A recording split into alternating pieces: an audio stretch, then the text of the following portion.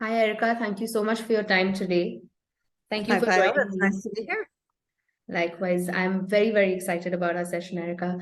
For everyone else, Erica is a director for risk quantification at SAFE, and she's going to help us walk through what cyber risk quantification management actually means and will help us understand a little more about herself. So, Erica, over to you. Who is Erica? Where does she come from? What has been your past experience? And what are you doing at SAFE today? Um, let's see, my past experience. I was a a chartered financial analyst on Wall Street, and I covered multi-billion-dollar oil companies. And what makes that important for SAFE is that as a financial analyst on Wall Street, we had to build bottoms-up earnings models and asset valuation models. And we were assessed every quarter as to how accurate our models were. And we were not allowed to have any inside information because that's against the law and would put us in jail. So we had to build models where we created proxies for what the costs were. We had to understand all of the components that generated, that generated revenues or costs in a particular category. And we've applied that same principle to SAFE to build our cost model. And it's bottoms up, it's completely tunable by the customer, and it is totally transparent. I also have spent over 10 years in the cyber risk or cyber insurance. I'm sorry, I can't speak today.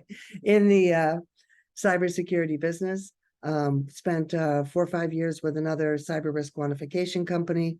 When COVID hit, took 2 years off and formed my own company to build a proprietary database of cyber attack costs that had all the metadata associated with them so that I would have the understanding and the building blocks to build this bottoms-up risk model.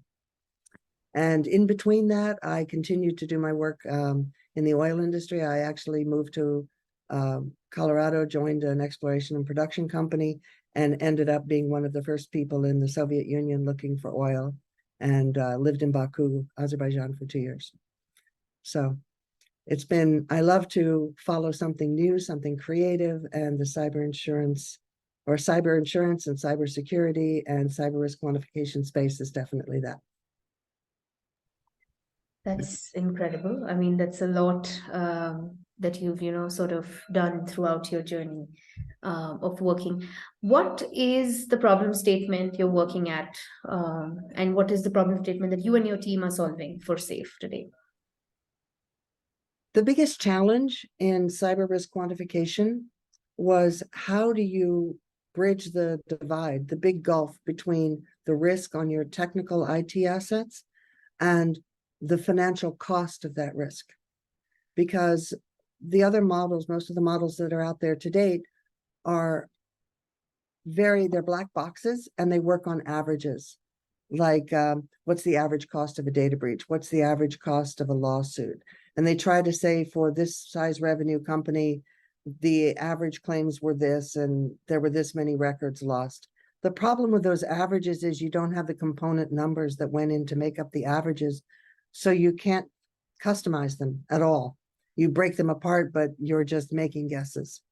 And we wanted to come up with a model that allowed our customers to add confidence to their cyber risk quantification by understanding exactly the components that made up that risk and being able to tune that risk to what their own internal assumptions were, or to use it as sensitivity analysis to see if these assumptions are wrong, what are the most important factors that will drive our cost up. All right. So the biggest challenge that we are solving here at SAFE is connecting the cost of different risk scenarios, cyber risk scenarios, with the digital assets that the company has and the IT assets those digital assets reside on.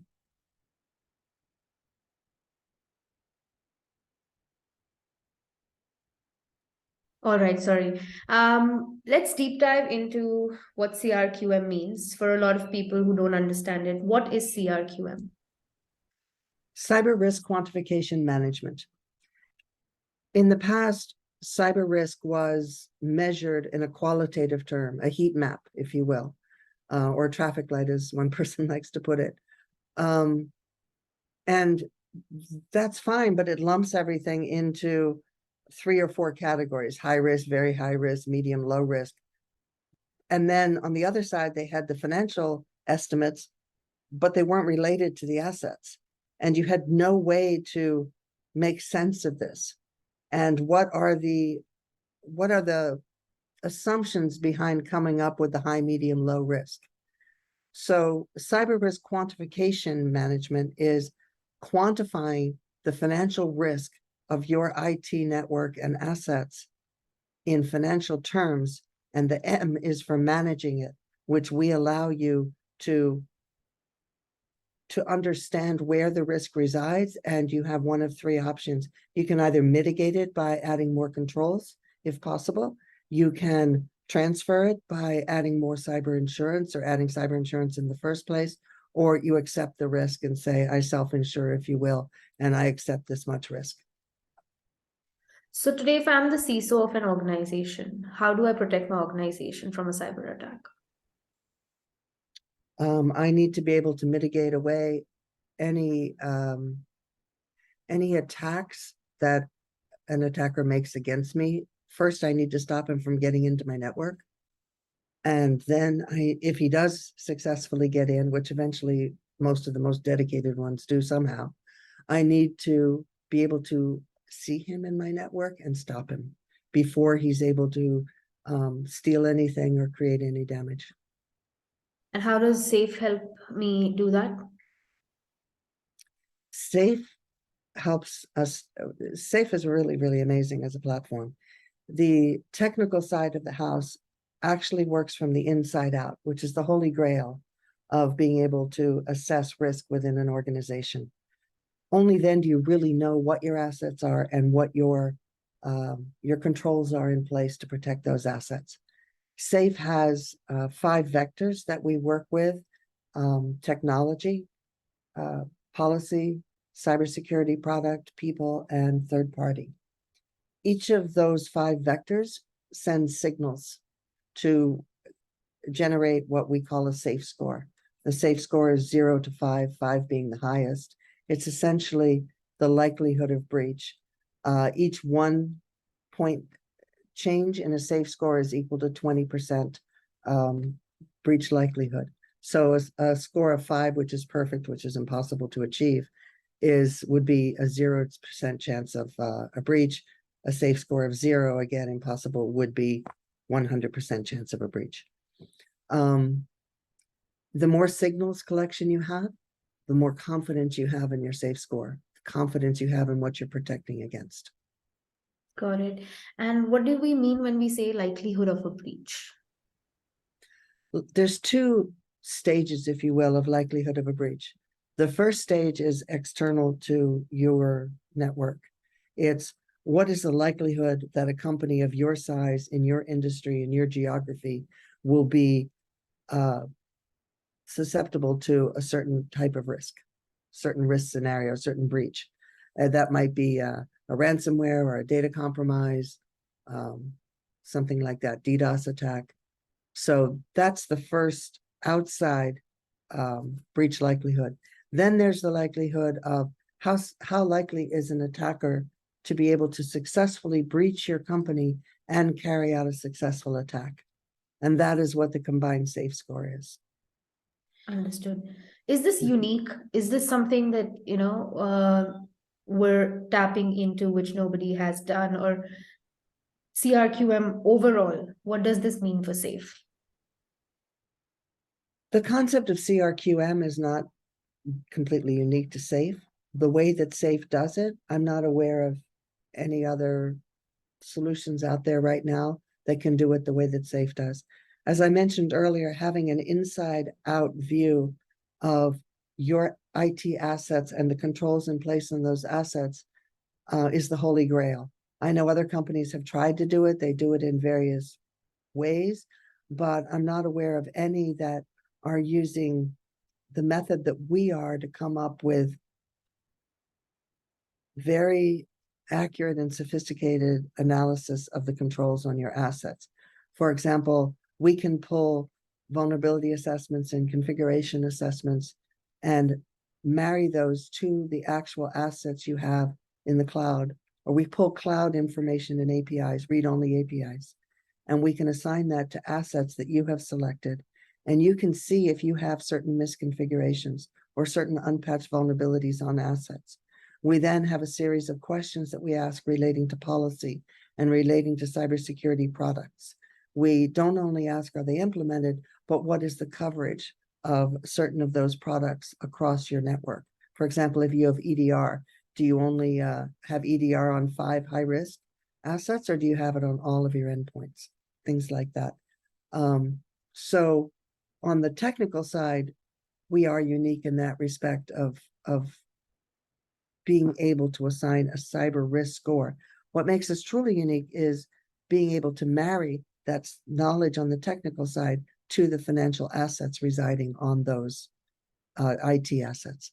And that's where we are creating our own path that I'm not aware of anybody else doing. Very, very nice. Thank you, Erica, for walking all of us through that. What has been your favorite moment of working at SAFE? We'll move towards the lighter part of the whole conversation. I think my favorite moment, well, there's many favorite moments at SAFE, but I think my absolute favorite was exhausting, but there was a stand-up every morning in India. A team was assembled that consisted of over 70 engineering product people within SAFE. And in 3 weeks, we were going to implement what we call Rosie, the return on cybersecurity investment, which is the culmination of everything I've been describing. It's one thing to say, okay, what is your technical risk score, your breach likelihood score, what is your estimated financial impact? But it isn't until you marry that and come up with financial risk and then manage that risk to say, okay, what controls are you missing? What is the prioritization of implementing those controls? How much financial risk is drawn down by each of these controls? And that's what Rosie does. That is the culmination of all of this work within SAFE. It was decided that this needed to be put into the UI in 3 weeks. So every single day, 7 days a week, there was a stand-up in India in the morning, which happened to be 11 o'clock my time at night. And to watch this incredible group of people consistently, cheerfully, excitedly build this product from all angles and achieve the goal within 3 weeks was so amazing. That is truly amazing, actually. You've seen our culture, you've been with SAFE for a while now. What do you resonate with most from there?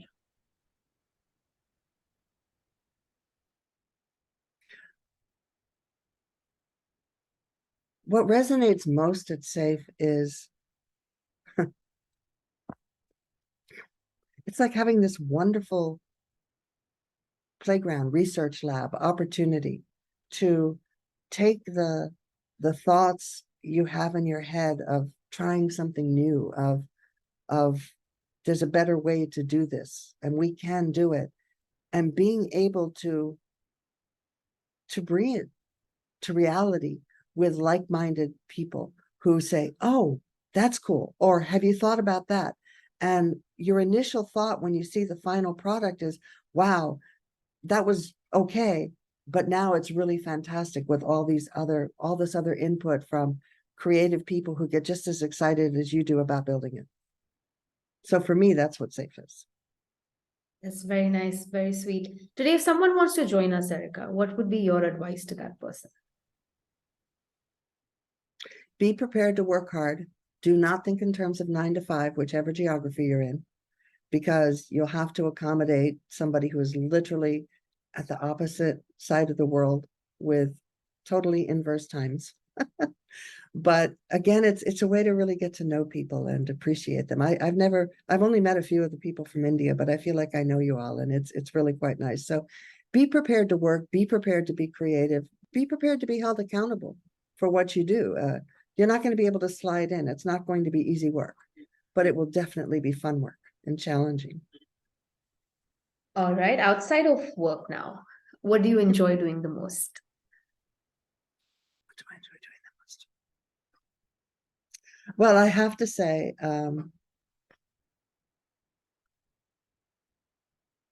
this may sound a bit trite, but my absolute joy is being able to see my daughter.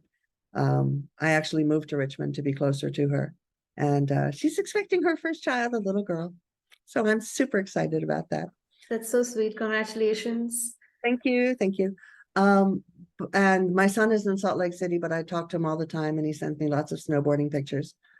Something else that I really was involved in for a number of years before cybersecurity was I got involved in medical qigong, which is part of the first branch actually of traditional Chinese medicine.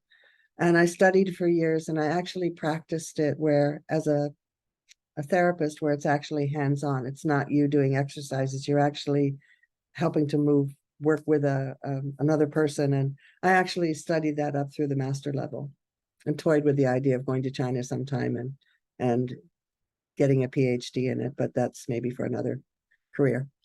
But that's something that completely transformed my life, because it really taught me meditation and calming and quieting the mind and focusing.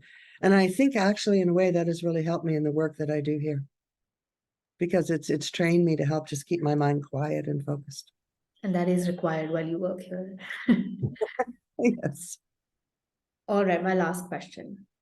What is the one thing that nobody at SAFE knows about you? I really don't know. You see, I knew Molly beforehand. So she's the one who brought me into SAFE. What does nobody know about? Maybe Molly knows about it, but nobody else. Okay, one of the great summers of my life was I met some people through a work event, and they had bought, it was in Annapolis, Maryland, which is a big sailing hub. And they had, a group of 3 guys had bought Ted Turner of Turner Network, Ted Turner's first America's Cup racing sailboat, which is just an amazing, amazing boat. And I love to sail, and I was able to crew on her for a summer. And the last trip was Sprint wanted to do a commercial with Ted Turner actually on American Eagle, which was the name of the boat. So I was part of a 6-person crew, half women, half men, who sailed her from Annapolis to New York and to the New York Harbor. And we were docked right there down at the Wall Street area. It was so beautiful. It was an amazing trip. Wow, this is incredible. It seemed like an adventurer. It was. Thank you so much, Erica, for being part of the podcast series. This has been truly insightful. Thanks a lot for your time. And everyone else, please stay tuned for more.